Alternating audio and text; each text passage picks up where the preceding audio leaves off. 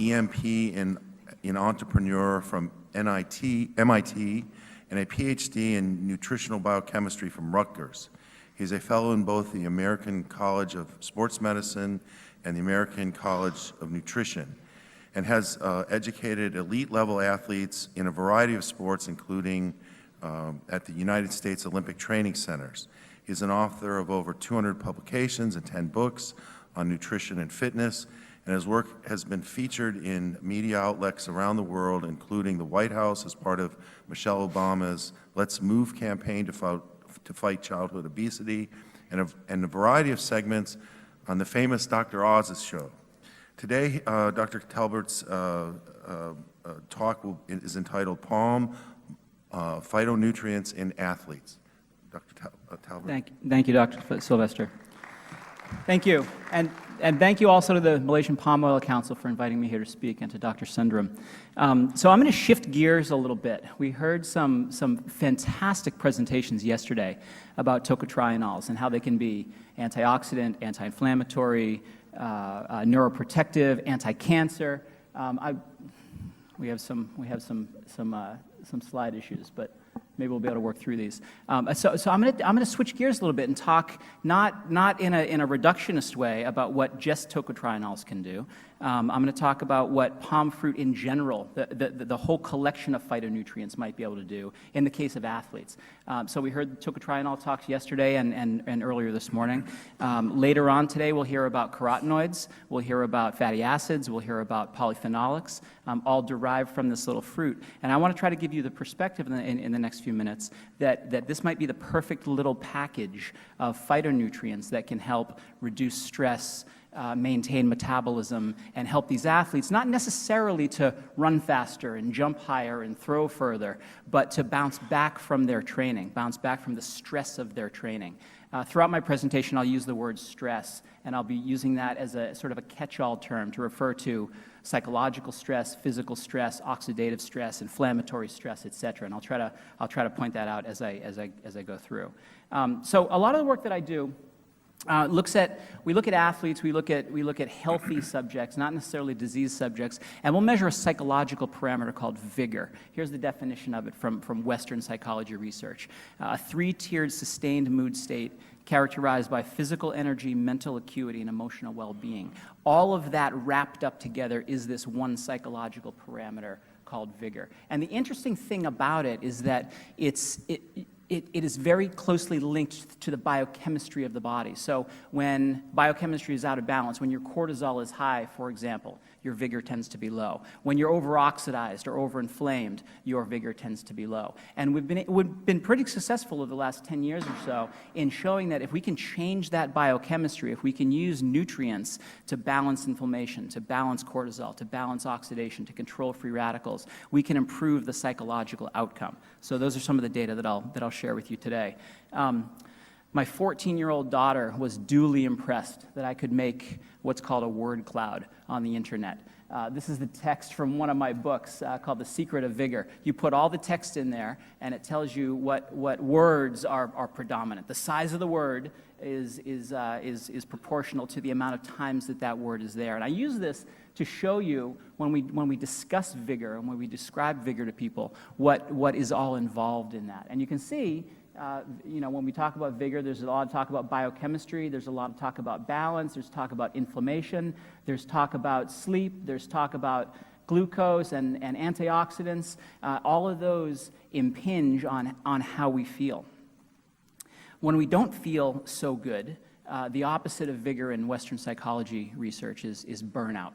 And that's a word, burnout, that has, for whatever reason, has crossed over into the public vocabulary. People will talk about being burned out. And that can be the result of their diet, it can be the result of lots of different things. But for some reason, vigor hasn't crossed over into the public vocabulary. If we look across other cultures, right? So I'll talk about vigor, but that same concept of vigor from Western psychology is qi in traditional Chinese medicine. It's prana in Ayurveda. Every culture has their own word for that feeling of feeling good and being motivated and having good mood and having good energy. life force is another way to describe that. So when I talk to a room full of nutritionists, it's not a big surprise to them that nutrition, either eating poorly or eating well, can change how we feel. This is just a quick snapshot of some of the studies that are there to show, and this might sound very simplistic, if you eat a lot of donuts, you're not going to feel good. If you eat more salad and salmon, you'll feel better. And of course, we realize in this audience that there's some important biochemical reasons for that, but just to give you perspective that there's a lot of very good data linking that biochemistry to that psychology, linking something in the blood, something in the cell, something in the body to this overall feeling of psychology. And when we don't have that, we feel tired, we feel stressed, we feel depressed, we feel unmotivated, we feel the opposite of vigor, burnout, as I said before. So I'm not going to talk so much about disease states. We heard a lot yesterday about the link between some of these nutrients and real disease states, cancer and things like that. I'm going to focus most of my talk on the feeling of vigor. But you can see that this affects every single tissue in the body. If we look at stress and blood sugar levels, if we look at stress and memory problems, if we look at stress and lipid levels, it's just over and over and over again. It's kind of, I joke around with some of the athletes that I work with and try to educate them about it being a dominoes game, that if one aspect of your metabolism is out of balance, it's very likely that other aspects of your metabolism are out of balance at the same time. And when we look at that, when we look at somebody biochemically, we very often will see the same biochemical disruptions in an overtrained athlete, in somebody who's psychologically stressed, chronic stress, in somebody who's dieting, in somebody who is sleep deprived, in somebody who is eating a poor diet. They all share a lot of the same biochemistry. They share the same biochemical disruptions, being over-oxidized, over-inflamed, overstressed. They share the same psychological outcomes. We might label them differently. We might label it as depression, or we might label it as chronic fatigue, or we might label it as overtraining if it's an athlete situation. But the solution for them, the treatment, so to speak, is exactly the same. If we can restore that biochemical balance, we can help them feel better. We can help them perform better. We can help them, to use the example of an Olympic athlete, we can help them win the gold medal. So it might look like this: oxidative balance, stress hormone balance, inflammatory balance, blood sugar balance, all impinging on that overall feeling of energy and vitality in the body. So to reduce it down a little bit more, we can look at free radicals. We can look at cortisol. We can look at cytokines. And in some of the studies that I'll show you towards the end of my presentation, we've looked at these individually and shown a particular degree of improvement in vigor. And then we've looked at them in combination. And just as we saw several presentations yesterday about the true synergy of using compounds like tocotrienols along with chemotherapy agents, just use an example, to show that a subtherapeutic dose of both will give not much of a benefit. But when we combine them, we do see that true synergy, and we do get a benefit. We see the same exact thing in our measurements of vigor, where we'll get a certain benefit of controlling free radicals, but when we combine that with a cortisol controller, we don't get an additive benefit, we get a true synergistic benefit. And I'll share some of that data with you as we go. So whether you're just a sort of a normal person or whether you're an elite level athlete, this isn't how you want to feel. In some of the screening studies that we've done, pilot studies, we can actually measure an athlete's vigor and predict how they'll do in their competition. If their vigor is low, they might as well not even compete in the race because their performance will be subpar. And so coaches are coming around to the idea of monitoring vigor and monitoring biochemical balance in their athletes to get an idea of predicting overtraining before the athlete gets there. Because once they're in that overtraining state, once they've been in that state of over-oxidation, over-inflammation, over-stress for a period of time, we can, if we can get them before they reach overtraining, we can keep them from injuring themselves. We can keep them from becoming sick, and of course we can keep them from having poor performance. Because what happens over time is the psychology of it, the decrement in their vigor will proceed by several weeks tissue destruction will precede by several weeks their risk of injury or their risk of illness. So we can look at neurons, and we can show very, very, very visually to a group of athletes or coaches, if you're in a normal stress situation, this is what your tissue would look like. Very healthy, very robust, very a tissue that would perform optimally, whether it's a neuron or a muscle cell or a bone cell, whatever. But then, over time, being in this imbalanced, overstressed state, you'll see a functional impairment, and that'll precede by a few weeks this physical impairment where the tissue will actually become catabolic and start to break down. So we show the neurons because it's very visual for people, not quite as visual as a muscle cell or a bone cell or a tendon cross-section. This happens in every single tissue in the body, this catabolic effect. It happens in neurons, it happens in muscle cells, it happens in tendons and ligaments and bones and skin and every single tissue except this one. And so this can very often be used as a predictor of an athlete's overtraining, when their performance starts to go down, when they're starting to get aches and pains that they didn't have before, and they're starting to gain weight. We'll see athletes who have 2% body fat, and their body fat goes up to 3% in a particular week, right? I think most of us in here would love to have 3% body fat, but it's the end of the world to an elite level athlete when their body fat has gone from 2% to 3%, and their performance is going down, and now their Achilles tendon has a little bit of a tweak, or their knee is sore.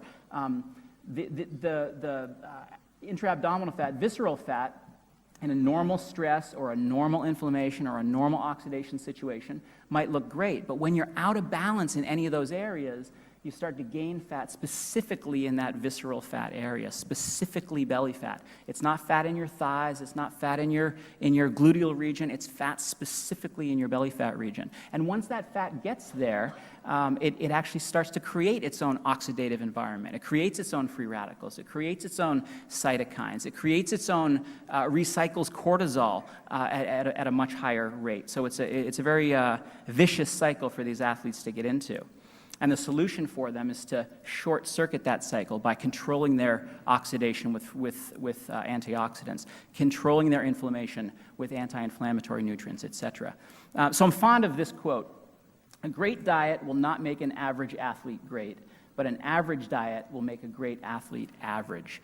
We see this all the time. You wouldn't, working at the Olympic training centers and lecturing at some of the Olympic training centers around the world, I think you'd be surprised to see how poorly some of our elite level athletes around the world eat.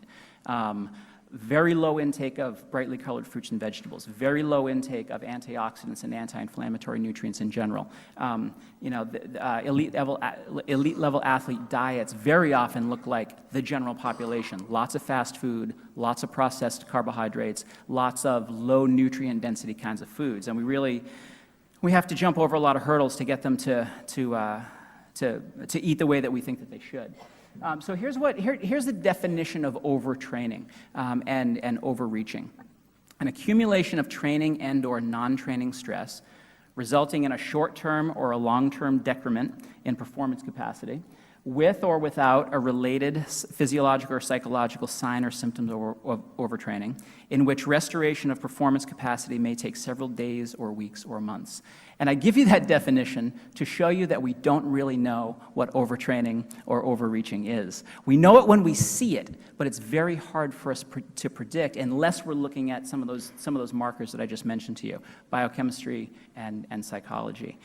Once it gets there, we can sort of look back in time and say, aha, these are the factors that led to overtraining in this athlete. So it's very easy to look back in time and say, oh, now we get it. It's very hard to look forward in time and predict it. So you can look at the balance between rest and recovery days. We can look at their caloric intake to see if they're in a negative energy state or if they're in a balanced energy state. We can look and we can say, are they eating a diet that is high or low in antioxidants, high or low in anti-inflammatory nutrients. So you get the idea that when we try to look at what an athlete is eating, we try to look at it very holistically instead of in a reductionist way. And I understand that sometimes we need to look in a reductionist way to understand some of the biochemistry that's going on here. When we look at the balance between training and eating, there's kind of a joke in sport nutrition that there's no such thing as overtraining, there's only undereating.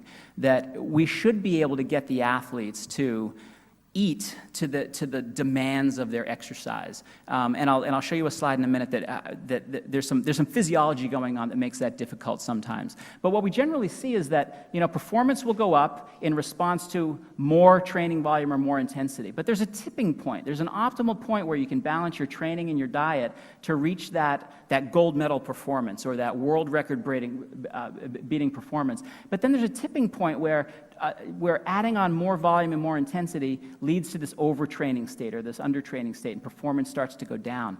It's very, very difficult in these elite level athletes when they're at this point to shut them down, to get them to not train harder. And as soon as they hit that tipping point and their performance drops, what do? They train harder. They put more stress on their bodies. They sleep less because they're worried about their performance. Their body is becoming more oxidized and tissue damage is going down. This is another way to look at the same thing. We want these athletes to be in a balanced state in terms of calories, in terms of protecting their tissues, in terms of repairing and recovering. But they can get into a situation where they have an inadequate diet, not enough calories, not enough antioxidants, not enough anti-inflammatory nutrients, and that leads to that acceleration of tissue damage that can lead to poor performance and to injury. So how do these athletes eat, right? We can't tell them to eat the same thing all the time. Here's an example of a 165-pound Ironman world champion athlete that I've worked with, 165 pounds, and the difference between what their total caloric intake looks like over the year. In the off season when this athlete is trying to lose weight, my clicker's not working anymore, but you can see 1,765 calories in a weight loss phase of their off season, all the way to almost doubling their total caloric intake when they're in the middle of their season, September or October, coming up to a Kona Ironman. A huge change in the volume of calories and thus the volume of nutrients that this athlete's going to be taking. It's difficult sometimes to talk to athletes about gram recommendations, to give them recommendations of grams of carbohydrates per kilogram of body weight, because athletes don't eat grams, right? They eat foods. So there's some ways, and I'll explain in a moment, how we educate athletes to eat and how we educate them to get those phytonutrients that'll be protective and restorative in their bodies. So let me address this very quickly. Do athletes need higher levels of phytonutrients? Do they need more anti-inflammatory nutrients? Do they need more antioxidants? There's actually quite a bit of controversy in the literature about this. Some studies show clearly there's an increased free radical load in these athletes because of huge increases in oxidative metabolism. There's a loss of some of these nutrients in the body, so you would think that we'd need to replace those. But not all the supplementation trials have shown a benefit of antioxidant supplementation in athletes, and there could be several reasons for that, which I'll get into. Athletes definitely, especially the elite level athletes, are at risk for marginal intakes. We see a lot of disordered eating in these elite level athletes. We see not so much at the elite level. We don't so much see anorexia and bulimia and fully diagnosed eating disorders, but we do see, especially in the weight sports, wrestlers, rowers, things like that, gymnasts. We do see a use of diuretics and laxatives. We do see elimination diets. We do see some strange dietary practices. Superstitions. Athletes need to eat a certain food before every competition. In endurance athletes, triathletes, marathoners, long-distance cyclists, we do see a very high reliance on refined carbohydrate foods, cereals, pastas, breads, things like that, which are just by nature of what they are, low in phytonutrients. And we see a lot of poor dietary choices that I mentioned before. If you're eating lots and lots of carbohydrates to fuel the demands of your endurance exercise, you're very often not getting the fruits and vegetables that you need. Even those are primarily carbohydrates, they're lower density in terms of their energy content. So athletes will look to something that gives them more bang for the buck. So this is what overtraining looks like in these athletes. Intense training stress, leading to, at least in the short term, a decrease in their level of hunger. So these athletes very often aren't hungry enough to eat as many calories and as many phytonutrients as they need. Over the long term, they'll actually have an increase in appetite, but that increase tends to be for junk food because of the cortisol stimulation. So they reduce their food intake. That leads to reduced nutrient availability. That leads to reduced glycogen, elevated free radicals, elevated cytokines, which leads to a wide range of things that the athlete doesn't want. Everything from tissue damage to fatigue, to muscle loss, to slower recovery. That can lead to injury and illness. That can, of course, lead to reduced performance, reduced vigor. It can lead to depression in certain circumstances. And then this is a very vicious cycle that the athletes get themselves into and have trouble getting out, unless we can short-circuit that inflammation, unless we can short-circuit that oxidation. And I think there's some ways that we can do that. I'm going to skip over these next few slides just in the interest of time, and I certainly don't think I need to explain what a free radical is to this audience. I'll skip over that one too, so I can get to this. As I was mentioning before, there's no clear consensus about whether these athletes do need additional antioxidants on board. I'll show you some data in just a minute that I think points to the fact that they do. The reason for the controversy is that with exercise, there's an upregulation of the production of our endogenous antioxidants, things like SOD, glutathione, catalase. And so there are some who say that that's enough, that we exercise, our bodies produce more of these endogenous antioxidants, and we're good. There's another body of research that suggests that we're not able to, at least at this elite level, we're not able to upregulate that production enough. And so there's a gap between what our body can protect us and what we need to get in addition from our diet. And that's more where I fall in.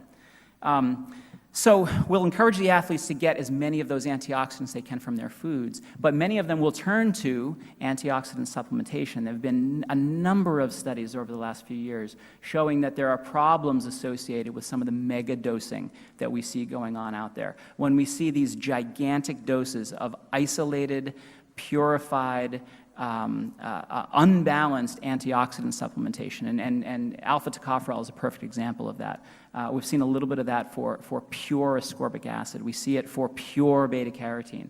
And I think that the moral of that story is that what we want to do is pull those athletes back from those high isolation doses, those mega doses of just this antioxidant, just that antioxidant, and focus them back towards certainly the foods. But when we do go to supplementation to close that gap where we think that gap may exist, we want them to be supplementing with a balanced antioxidant, something that contains carotenoids and flavonoids and C and E and the entire antioxidant network,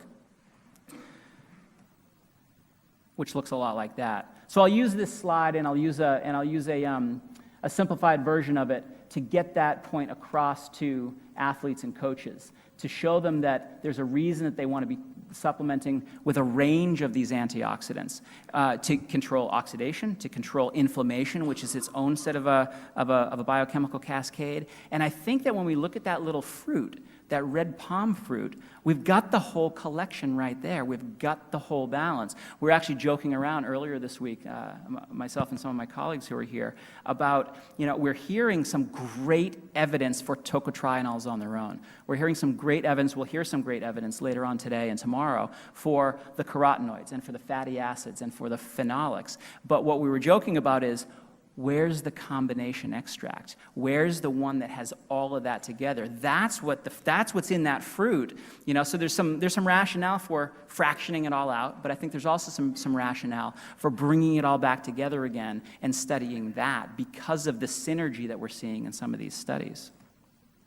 We're trying to do this now. At the company that I work for, MonaVie, we've developed an antioxidant scanner that measures flavonoids and carotenoids in skin. And it's absolutely astonishing to me how behavior changes when you scan someone, whether they're an athlete or not. And you can tell them, here's your baseline. This is what your carotenoid flavonoid level looks like right now. Now let's put you on a regimen of more fruits and vegetables or a balanced antioxidant supplement and see what your number does over the time. And you can see how now these athletes are eating better. Now they're supplementing more appropriately. Now their compliance on their healthy regimen is a lot better. So this is something that we're going to be putting into some of our studies to help educate them, but then also to measure them over time. This is how we educate athletes to eat. We call it the helping hand. We'll have them use their hand as a portion control device, and then this, every time you eat, using your fruits and vegetables to be about this much on your plate, your lean protein about the size of your palm, your concentrated carbohydrates about the size of your fist, your added fat about the size of the circle that your index finger and thumb makes when you make an OK sign, and then whatever metabolic controllers, whatever antioxidant supplements we have on top of that, that ends up being about 500 calories per eating occasion. So we can fairly closely say to an athlete, you need 3,000 calories based on your training needs right now, do this 6 times a day, or 1,500 calories, do this 3 times a day. And it allows the athletes to get a balance of those nutrients so that they can control all of these different aspects of biochemistry at the same time. So they can build a meal that controls their cytokines and their cortisol and their free radicals. So I want to share in the last 5 minutes that I have just some of the data we've collected over the last 10 years using this theory of trying to balance biochemistry to change psychology. And in most of these studies, we go into it recruiting people who are healthy but stressed in a particular way. Their cortisol is elevated, their free radical damage is elevated, their cytokines are elevated. And we'll follow them for usually 4 to 12 weeks. We've looked at a variety of different adaptogenic supplements. We've looked at different antioxidants, we've looked at different anti-inflammatory kinds of controllers. And what we generally see is when we deliver a matrix, we get a better overall effect versus looking at any one of those different aspects of biochemistry at the same time. Here's one combination supplement that we've looked at called Recoveries. It's a blend of branched-chain amino acids, glutamine, proteolytic enzymes, and antioxidants. We see, when we look at mood state, we see huge benefits in mood state. Tension is going down significantly, vigor is improved significantly, fatigue goes down significantly. We generally see a pattern that looks something like this, where the biochemistry changes, C to T ratio, cortisol to testosterone ratio in this particular study, going down after supplementation about 15%.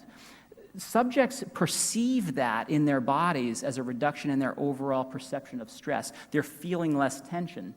And then a global mood state parameter, a well-being index from the profile of mood states, like global mood state, will improve about the same magnitude as subjective stress, so a 22% improvement. So we'll very often say to these athletes that their biochemistry is driving their behavior. How they're feeling out here in their bodies is driven by something in their bloodstream or in their saliva or in their urine that we're measuring. So we can correlate a change in salivary cortisols to a change in overall mood state. We can subdivide that and show different changes in fatigue and vigor and depression and those sorts of measurements. When we look at inflammation, we can look at markers like high sensitivity CRP, and we can show a reduction there. We can show an increase in an anabolic parameter, so we can show these athletes that when their inflammation goes down, their body is in a state that's more building and less catabolic, less breakdown. We can show how that links to how they feel in terms of their vigor and their tension. Vigor going up, the 27% change in vigor is pretty substantial. Tension going down. I felt compelled to put this slide in about uricoma longifolia, or tongue at LD, being in Malaysia. We've done several studies on this indigenous root, showing that it can reduce cortisol pretty significantly over the course of 4 to 8 weeks. It can increase testosterone, free testosterone, not total testosterone. Certainly a benefit to athletes who are able to bounce back from their hard training very quickly. We've looked at branched-chain amino acids to show the same thing. A dose of branched-chain amino acids lowers cortisol depending on which dose that you give. And then this study that we've just finished, we've looked at one arm taking uricoma longifolia, another arm taking a traditional Chinese remedy called magnolia bark, and we see a drop in cortisol in the magnolia group, an increase in testosterone after 4 weeks of supplementation in the uricoma group, and then a change in mood state, exactly what we would predict from the other studies, showing that when we change the biochemistry, we change the psychology, we change how these athletes are feeling. So an 18% improvement in vigor, a 15% improvement in tension, those athletes will do better post-supplementation in their athletic performance compared to pre-supplementation. So to conclude, I think whether we're talking about athletes or we're talking about the general public, We can dial it back and say that the top reasons for a primary care visit, or in the case of an athlete, the top reason for finishing last instead of first can be due to stress and fatigue and depression. And there's a strong scientific basis for controlling that biochemistry to help these people feel better, primarily with controlling stress outcomes, oxidation outcomes, and inflammatory outcomes. When we look at the change in global mood state that we see and the change in vigor that we see, it's roughly the same magnitude as what you might expect with a pharmaceutical treatment, such as a Prozac or a Zoloft. And then this got cut off a little bit, but that theme has proven itself out in several studies in our group, but also several studies in other laboratories, showing that if we can balance biochemistry, we can get a metabolic effect. We can show that people are losing weight better. We can show that their appetite is better. We can show that their mood state is better. There's a behavioral effect in our diet studies. People stay on their diets, comply with the regimen more closely. If we look at our athletic studies, we can see that the athletes are able to stay on their training program, stay on their dietary program, because they're feeling better about it. It feels more real to their bodies, and they're able to adhere to it. And then there's also, at the end of that biochemistry leads to psychology, leads to a physical performance benefit. And we've been able to trace it step by step by step over time. And I think that, if we look at, again, that palm fruit, it's the whole collection. So we can fraction it out, and we can look at the antioxidant benefits of this and the antioxidant benefits of that and the anti-inflammatory benefits of this other fraction. But I'm really excited about diving in and looking at the combined benefit of all of that together in that matrix of that healthy fruit. And with that, I'll thank you for your attention. We do have time for some questions. Are there any questions?